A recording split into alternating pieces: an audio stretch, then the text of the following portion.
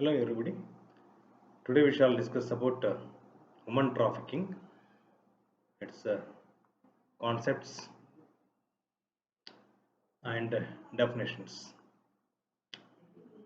Trafficking in persons is the recruitment, transportation, transfer, harboring or receipt of persons by means of threat or use of force or other forms of coercion or abduction, of fraud, of deception, of abuse of power or subtle inducements that take advantage of an individual's vulnerability or the use of force or violence for the purpose of exploitation like prostitution, servitude, forced labor, or services including begging, trade in organs, marriage, adoption, and child soldiers.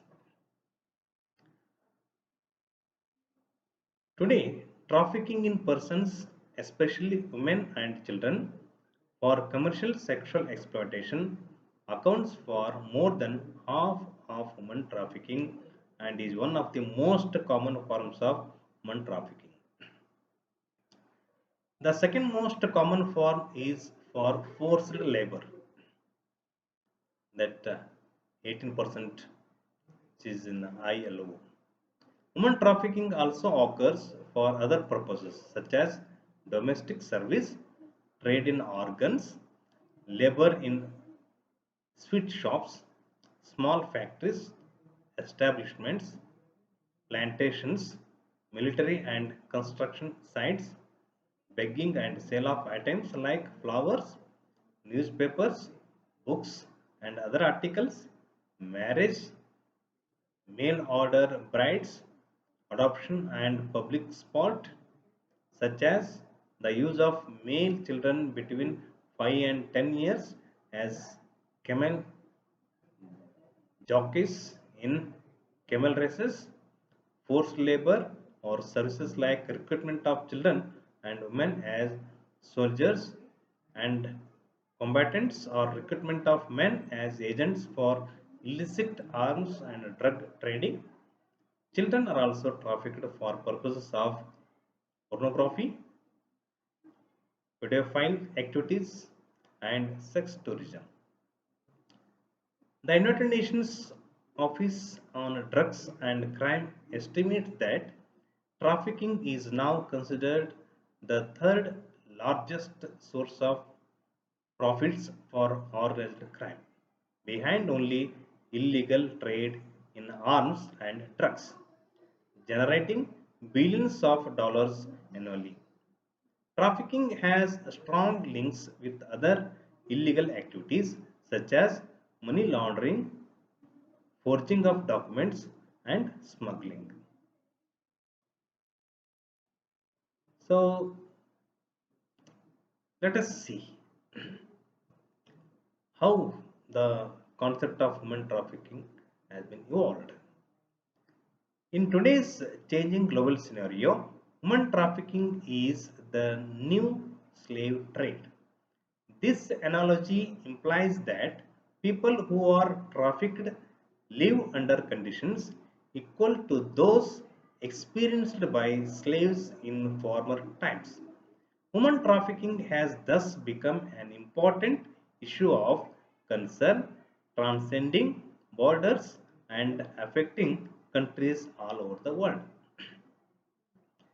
In common parlance, trafficking is defined as a trade in something that should not be indulged into for various reasons: ethical, social, economic, or political. Hence, we have terms like drug trafficking, arms trafficking, and human trafficking. The concept of human trafficking refers to criminal practice of exploiting human beings by treating them like commodities for profit. Let us see the concept of human trafficking. I mean, how it evolved. The problem of women trafficking can be traced to the time of Greek city states. The Greek state and following it others trafficked girls and women mainly for prostitution. The term traffic was first used to refer to the so-called white slave trade in women, and the first known phase of trafficking occurred during the Middle Ages, when each year thousands of women and children from East Prussia, the Czech lands, Poland, Lithuania, Estonia, and Latvia were sold in the slave markets of Italy and southern France.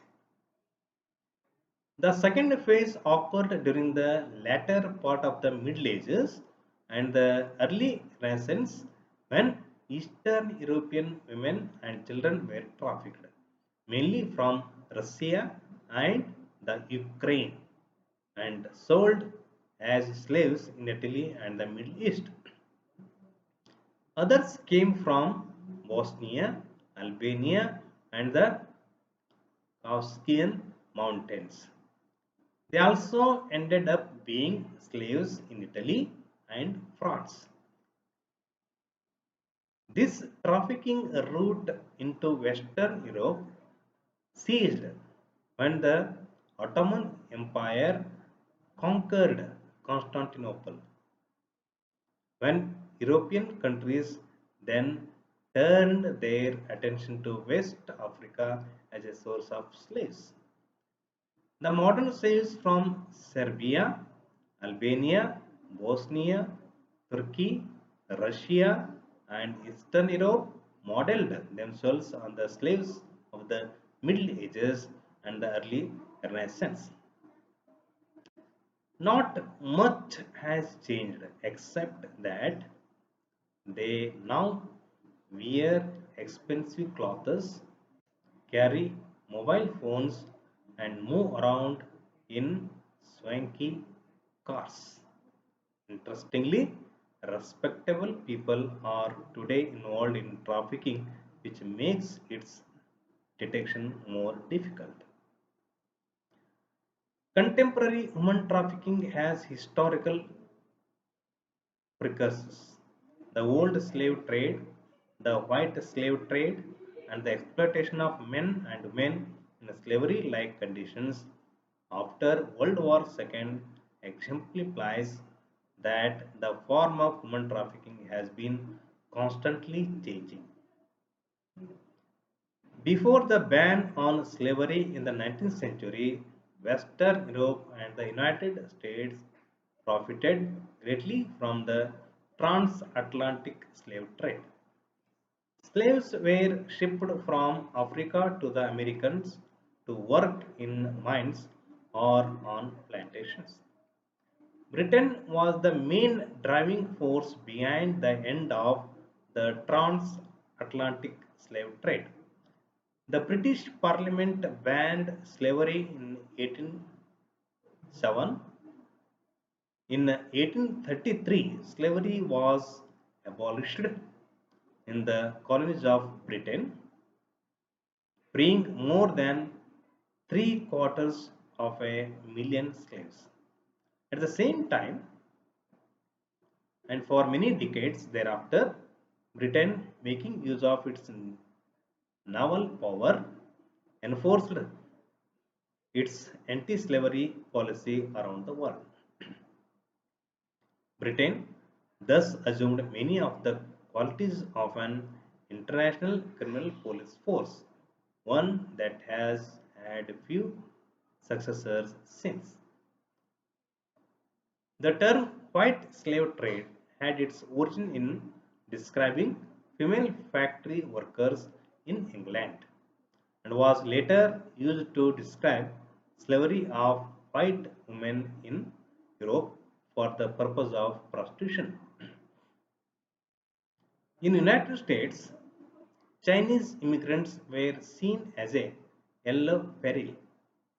In Europe, Arabs and Ottoman authorities were seen as white slave traders, forcing white women into prostitution. In the late 19th and early 20th century, an increasing number of governments signed up to the cause against white slavery. The result was the formation of an international agreement for the suppression of the white slave trade in 1904, which was signed in Paris and later ratified by some 100 governments. The 1904 agreement was inapplicable to men and boys and men and girls of races other than whites. I repeat, in the 1904, 1904 agreement was inapplicable to men and boys and women and girls of races and other whites. Other than this, it had no provision which touched upon enhancement for law enforcement. The resultant outcome of all this was that trafficking continued to flourish. This prompted the adoption of another treaty, the International Convention for the Suppression of the White Slave Traffic in 1910. It is also called as the 1910 Convention. The scope of application of this convention was same as that of the 1904 agreement, and the link between trafficking and prostitution and or sexual exploitation of white women was maintained. The only major difference being that 1910 convention urged states to suppress the act and punish those responsible for it in stronger terms. After World War I, the League of Nations looked upon the problem of trafficking as serious and decided to include a provision on trafficking in the text of the Convent of the League of Nations.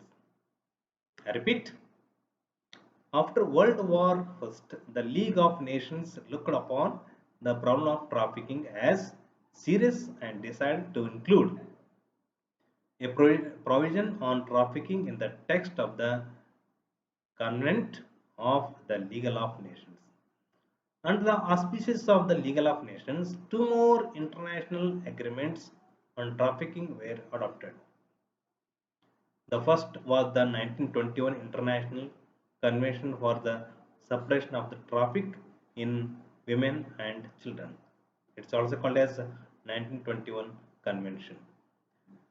This convention endorsed the description of trafficking delineated by the 1910 Convention. Consequently, prostitution and sexual exploitation were treated as important adjuncts of trafficking, though the term white slave was omitted from the title of the convention.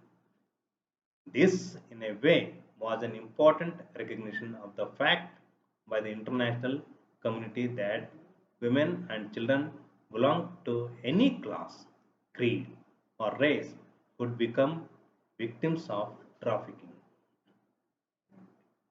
Further, 1921 convention was applicable to children of both sexes, unlike the previous instruments which applied only to girls. The second instrument was the 1933 International Convention for the Suppression of the Traffic in Women of Full Age. It is also called as 1933 Convention.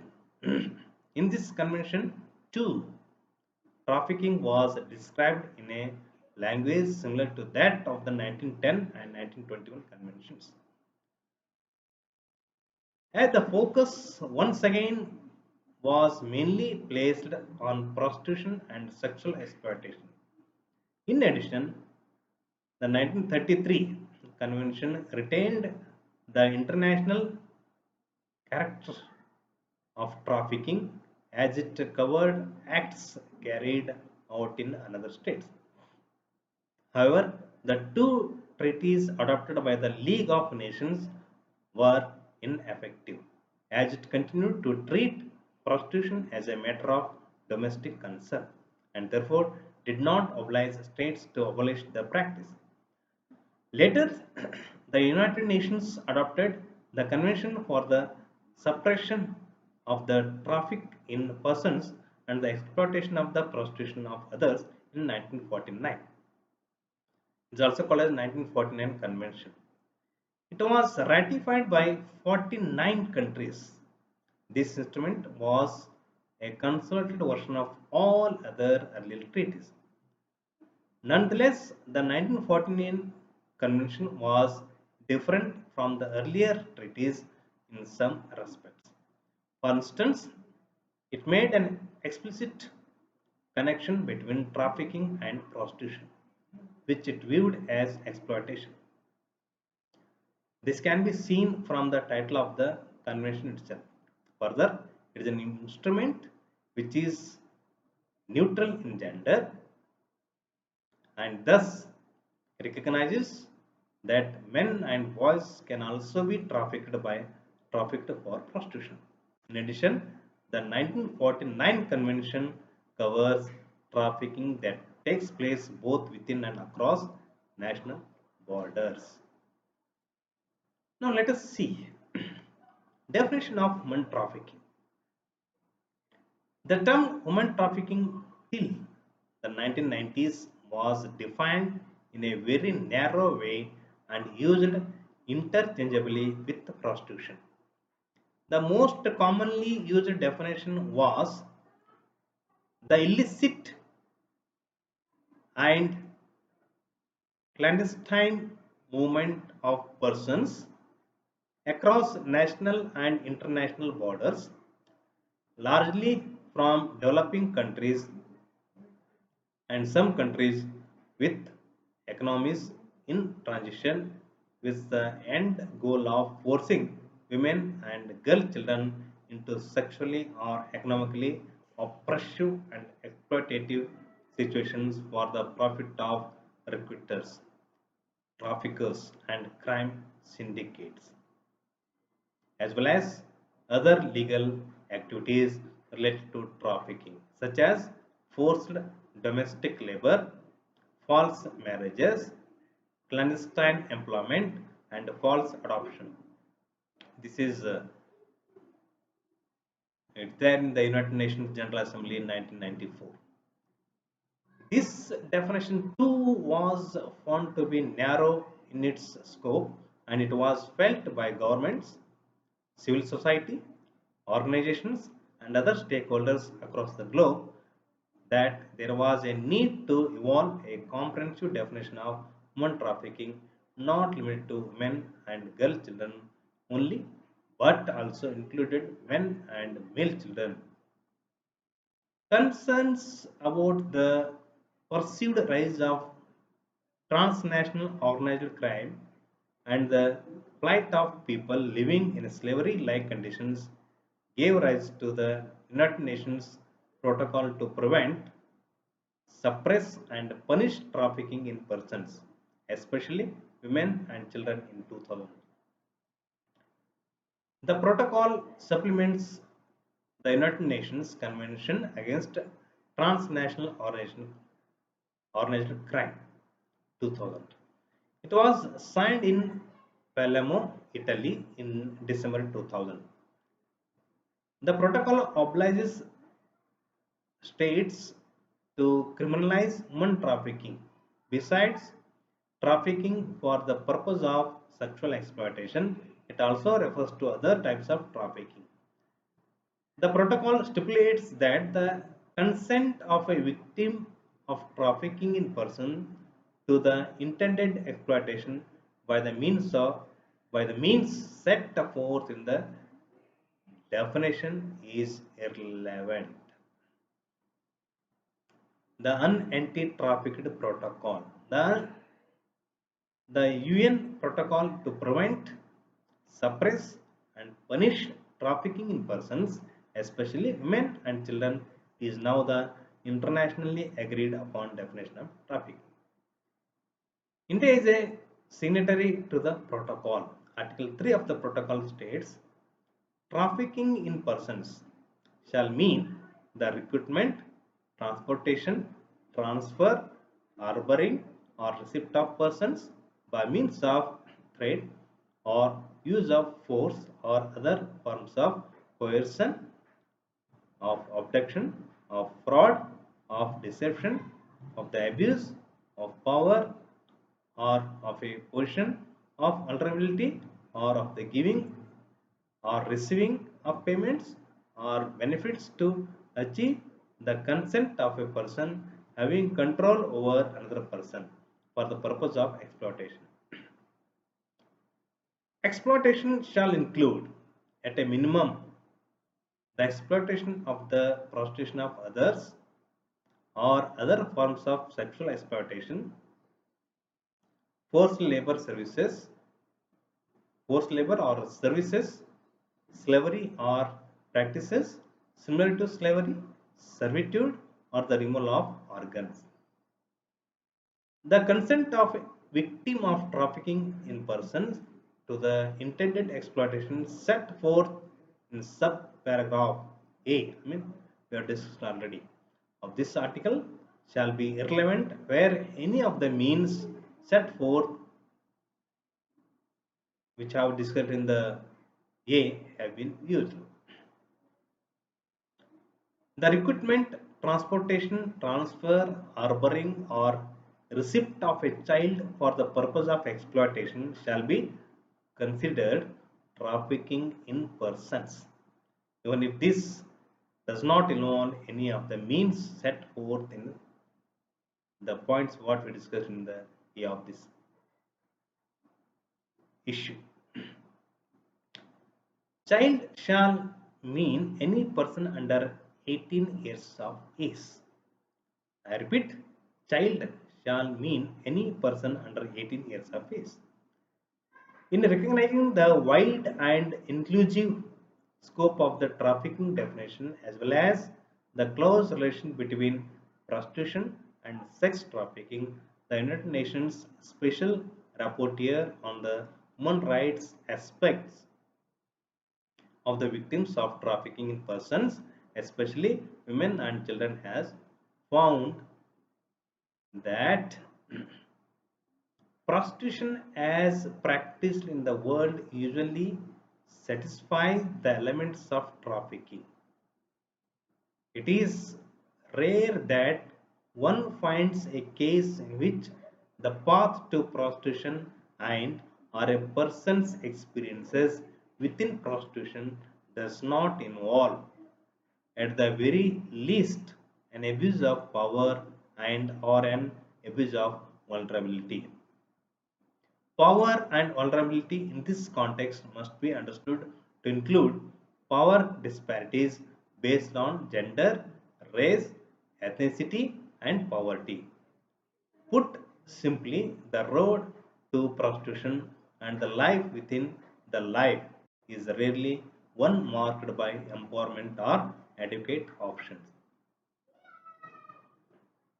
The following three elements, one from each column: act, means, and purpose, combine to form human trafficking as described in the UN protocol. Let us see. Act means, purpose, exploitation, which includes, let's say, act, recruitment, means threat, purpose, prostitution. Transportation means use of force, purpose, other forms of sexual exploitation. Act, transfer means coercion, purpose, forced labor or services. Act, harboring means abduction, purpose, slavery or practices similar to slavery. The UN protocol removes consent as a determinant to trafficking.